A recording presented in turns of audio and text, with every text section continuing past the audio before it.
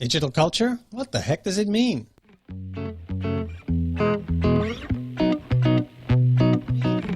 In this series, I talk about 3 of the most important steps to put your company on the path towards achieving a digital company culture. Number 1, being data-driven.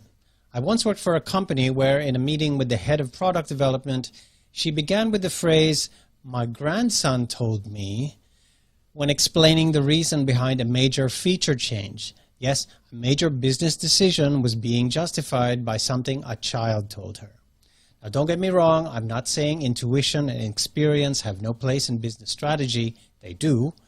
But modern companies should base their decisions, or at least validate them, based on empirical data.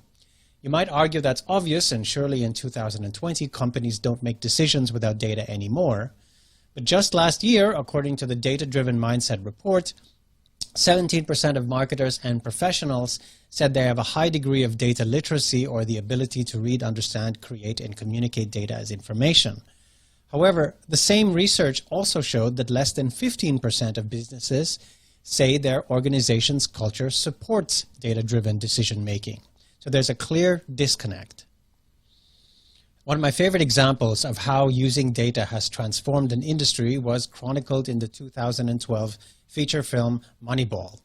The premise of the film is that the collective wisdom of professional baseball, including insiders like players, managers, coaches, scouts, etc., over the past century, is outdated, subjective, and fundamentally flawed.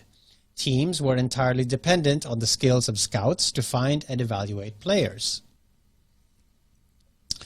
General manager of the Oakland A's, Billy Beane, played by Brad Pitt, enlisted the help of whiz kid Peter Brand, played by Jonah Hill, who instead used statistical analysis of player data. By reevaluating their recruitment strategy in this way, the 2002 Oakland A's, with a budget of only $44 million, formed a winning team of 3rd and 4th string players.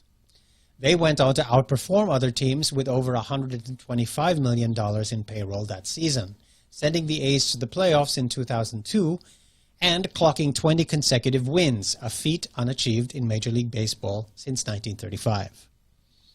Digital companies use data not just for major strategic direction, but in everyday decisions, giving access to dashboards, data visualization tools, etc., that make deriving insights daily nearly effortless.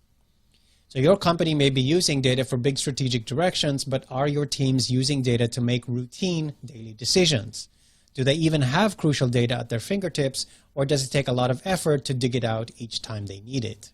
To be a true digital company, an organization must rely on data for its everyday decision making. Check out the rest of this video series or click on the link to read the full article on digital culture.